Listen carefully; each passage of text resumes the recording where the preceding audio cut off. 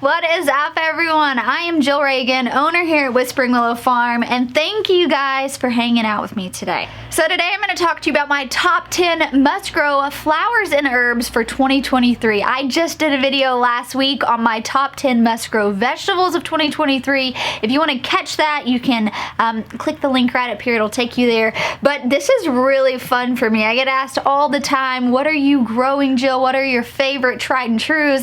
And I thought, why not do a video and share with you. So today I'm going to be sharing with you my top 10 must-grow flowers and herbs of 2023. So I did a beginning blooms flower course, and it was all about the summer cutting garden. If you're interested in taking that course and setting up your summer cutting garden, I'm going to put the link below. But a lot of what I'm going to share with you today are the cast of characters that I named them, that I came up with for this summer cutting garden. The great thing about creating, these flower gardens is that you can enjoy these beautiful blooms for your counter, your table, or you can actually sell these. So I know a lot of people who want to get in, into running a profitable farm, turning profit on a farm, but sometimes vegetables to grow to scale, to grow to sell, there can be a lot involved. There can be different trellising techniques. There can be different pruning techniques. You have to grow in a large volume. So a lot of times if people want to generate profit on their farm, they go to flower farming because it seems like an easier point of entry. And I would completely agree with that. So if you're watching this, I do want you to know that the varieties I'm going to run through today are perfect for selling them. So a lot of the varieties that I'm sharing with you today are going to be dual purpose too, which is something I really recommend. If you're watching this video and you're wanting to turn a profit, if you've got one flower that you can use in multiple ways, that's super versatile, that's really appealing, and then you can double your profit and your income from one crop, which I think is pretty great. So let's dive into it, guys. All right, so first up, we're gonna talk about the sunflower. So this is a focal flower. I think it should make its way in everyone's gardens because they are so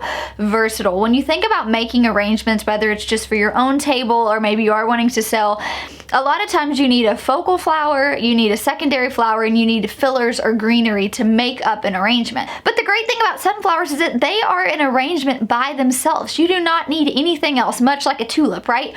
When you are selling or you're making tulip arrangements, it's just the tulips. You don't need any of those, additional flowers or fillers to really make an arrangement, which is one of the reasons why I love the sunflowers, is because I can just grow sunflowers and sell them as arrangements. So my favorite varieties would be the Pro Cut Excel. I buy the seeds right here at Johnny Seeds. We are buying thousands of these at a time, and we are growing thousands of these on our farm. And one of the great things about sunflowers is that you don't have to have any sort of trellising for them. If you have well-drained soil, you can grow a sunflower. The one thing that I would keep in mind is that they are a heavy feeder. So sometimes, additional fertilizer is required, but I have just got a massive in-ground space that I grow mine in. And I'll be honest, I've never fertilized my sunflowers.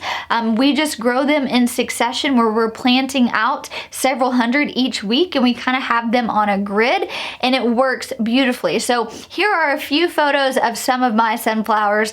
They are excellent if you are wanting to, just like I said, have arrangements for yourself, or if you're wanting to sell. You're going to get a higher price per stem from a sunflower than you are from some of the other flowers I'm going to mention here. So I think it's a great one. And of course, it just is beautiful, right? You can't look at a sunflower and not smile and not be happy. So I definitely think that this should be number one on your must-grow flowers of 2020. All right, number two, let's talk about the zinnia. Now, this is a cut and come variety, which means you can cut it and it's going to continue producing. In fact, the more you cut it, the more it's going to produce. And so you can go through and deadhead or prune your zinnias to ensure that you get more yield, which is what I totally recommend doing. But the great thing about zinnias is, just like all the flowers we're going to mention today, there is a vast array of variety. I personally love the Queen's Lime series, and that's something that when I'm thinking through what varieties I'm going to grow and what flowers I'm going to grow, I think about what my target audience is, and I also like to think about, am I selling these as individual stems, or am I selling these as a full arrangement? If so, I want those varieties of all the flowers I'm growing to pair well. So I like to choose one color palette, whether that's, pastels or brights, a little bit more muted, and I I like to have everything on hand to where I can make a cohesive arrangement for myself or to sell. Granted, on our farm, we're only making those arrangements for our dining room table. We are just selling wholesale, so that means I'm just bunching together and selling, 35 zinnias to the customer that I'm supplying for, and then they are turning around and making arrangements out of them. Now, your zinnias are going to need some sort of trellising. I recommend horticulture netting. However, it's one of those things that you can plant once and have beautiful, abundant blooms all season long. I find here in zone 7B, we have a real, it rains a lot here. It's pretty humid. So towards the end of the season, you'll start dealing with like powdery mildew is one of the diseases that you will, deal with when it comes to zinnias, which is why I usually do 2 successions. That way I can have my second round of zinnias planted out before that first one's gonna just get taken over with that powdery mildew, just to ensure I have enough blooms. But like I said, the Queen's Lime Siri is a favorite of mine.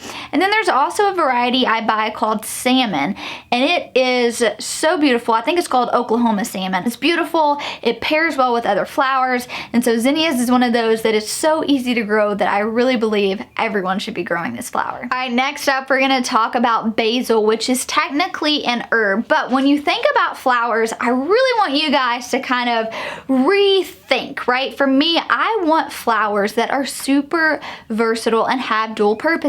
So for me, I grow a lot of herbs to use as fillers for flowers, and we have a really high market and demand here for things like basil and some of these other woody herbs that I'll talk about here in a second. But the great thing about basil is, say maybe you're growing it for a herb, that's what you're using it for, but you didn't pinch it or harvest it in enough time and it's put off all those beautiful little flowers. Well, guess what? That's perfect for an arrangement. That would be considered a filler or greenery for an arrangement. And most people actually look for this, and they want to buy basil from customers who are growing it. And then also if you're making your own arrangement. And so that is one of my favorite things about the basil, is that you can utilize it for the herb, for cooking, maybe throw it in your strawberry lemonade, but it is a really, really great filler and greenery and arrangements, and it's so easy. If you have ever grown basil before, you know it gets in these massive bushes. The more you cut it, the more it produces, and so that's one of those things I recommend everyone consider. That if you only had one filler or one greenery that you could plant and grow to make your own arrangements, I think that it should most definitely be basil, because it's so versatile and it's just so prolific and abundant. All right, number 4 is statice. I've been growing statice for the last few years, and I have absolutely loved this because, one, it grows really well. It can withstand a lot of moisture, so it's a great one to grow in early spring when you're used to having a lot of rainfall. But the great thing about this is that you can put it in arrangements, but why I grow it is for a dried flower. So it makes for a beautiful dried arrangement. You can glue it onto some wreaths for the fall and the winter time, which is why I actually plan on using it. So again, I'm talking about those flowers that can be used as cut flowers and other uses, and so this would be one of those that you would just let it completely bloom, and then you'd go in and harvest it. With dry flowers, you just want to hang them upside down, store them in a dark place. But I've literally had statice that I grew 3 years ago that I'm still pulling from to make different things in my home for the holidays. And I absolutely love it. There are good selections for colors as well. I'm pretty basic. I just like to go with the standard white because I find that it fits in with a lot of things. But statice is a great one to add to your list. So next up is a flower called Gumprina. They're these fun little balls that are just vibrant pops of color. This is a great supporting secondary flower. It's going to bloom all summer long. Again, it's one of those fun ones because it adds a nice beautiful pop and then some length to your arrangements, but you can also dry it and it will maintain and hold the structure and the integrity of its color. So for me, it's really fun because I can pull from these in the winter time. They are just these stunning pops of colors to put in wreaths and various things like that. And so Gumprina is a really fun one to grow as well. Next up would be an herb and dill. So most people grow dill for its herbs, right? Whether they're throwing that in a salad, maybe they're putting it with their pickled cucumbers, but it actually makes an excellent flower to go into arrangement. So dill has what's called these clusters, and they're actually called umbels, but they're just these beautiful spread out clusters you guys can see here. And so it adds a lot of texture to an arrangement. And the cool thing is that it's so easy. You can literally just throw dill somewhere. You can even grow it in a pot. Very, very hands off. Again, you can use it as an herb, but it does make for a really great flower, which is why I like to tell people growing herbs, they're super, super versatile. versatile, right? They're so hands-off. You can cut them back in the winter, then they're gonna bloom again in the spring. And so for me, those are always some of the things that if I am going to grow a filler flower, I like to utilize those herbs because they're just kind of hands-off. And I know that the flowers that are gonna take more of my time and attention, maybe need a bit more trellising, I can focus on those, but I try to make some of those greenery and filler flowers just as easy as possible, and dill's just one of those that's super great to have on. All right, so along the line of dill, let's talk about those woody herbs. Woody herbs have a really long vase life. You can harvest them, just the leaves, to use as herbs and culinary things, but most of them flower, and that's the part that you would actually use in your arrangement.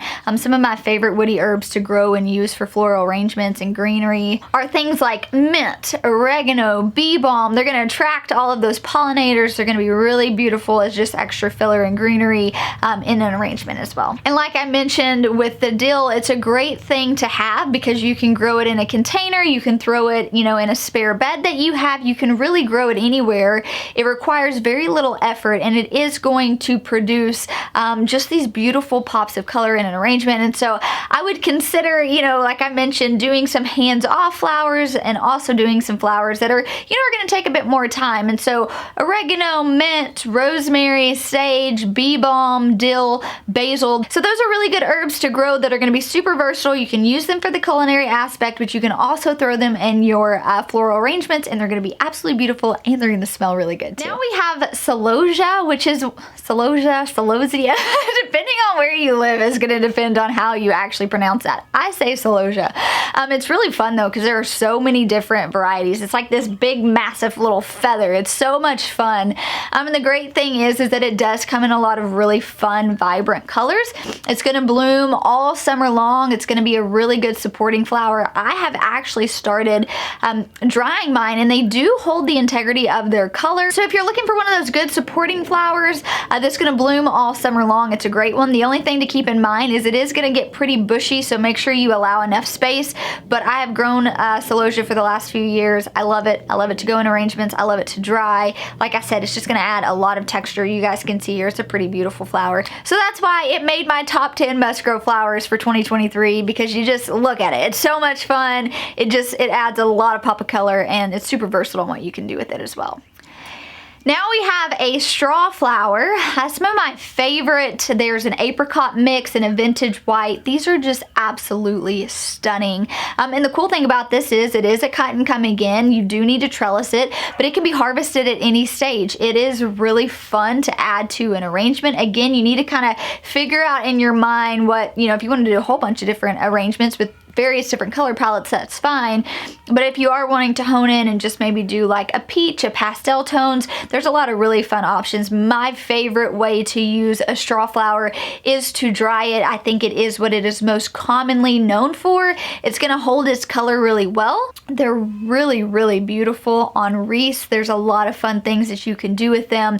They have this weird texture, like when you rattle them, it sounds like a rattle. And so it's just really kind of fun. It's the most unique flower I've ever grown, and I have ever just kind of played around with. And so for me, it's a fun one to just kind of add to experiment with. And so it is, again, one you can use for a cut flower or a dried flower, a lot of versatility, and there are quite a few colors that you can buy for this variety as well. All right, so number 10 on my must grow flowers and herbs for 2023, we're gonna talk about ornamental grasses and grains. Now this is one that I do not feel like gets enough love as it should. One of the reasons I love ornamental grasses, and I really encourage people to grow them and add them into their summer cutting gardens, is because there's so many different varieties that you are gonna be able to find something that you can grow in your zone. And for me, I really like that. There's a lot of versatility. There's a lot of accessibility when it comes to this. So some of the ones that we're going to be growing this year are, you know, cress and bunny tails. We're going to be doing grains like amaranth, which is really, really beautiful just to add a dramatic effect to an arrangement. But I'm actually going to be saving these, of course, again, to use them as a dried flower. For me, there's so much, you know, longevity when you can save a flower and use it literally for years to come. So that's a lot of what we're going to be doing, is growing the bunny tails as dried. But you can see here, they're just really stunning. They're really fun, and you can grow them in a lot of conditions. And so we're going to be growing all of these in ground. Another great thing, most of these just like to be direct seeded, so you're going not having to start them early and transplant them out. We've got a plot in ground we're going to be growing these in, and you can kind of just let them go wild. And so there are a ton of different grains and ornamental grasses to choose from that I really just recommend you guys deep dive into that. Figure out what's going to do well in your zone and for what you're wanting to use them for. But like I said, I think bunny tails and amaranth are probably the ones I'm most excited to grow this year. All right, you guys, that wraps up my top 10 must grow flowers and herbs for 2023. I'm hoping that there were at least one, maybe two, maybe all of them that you will incorporate into your gardens this summer, whether you are just wanting to have abundant, beautiful blooms for yourself, or maybe if you're wanting to sell these. Maybe if you don't want to sell the cut flowers, you can save them as dried flowers and do some really fun things. I have seen a lot of stuff. If you go on Pinterest, your mind's going to be blown. There's so much stuff you can do, but these are all great, multi-purposeful, just super abundant blooms that I think everyone should incorporate in their gardens, because trust me, you're gonna love the color, the depth, the beauty, and the pollinators that they bring to your garden. So thank you all for hanging out with me today. I'll talk to you soon.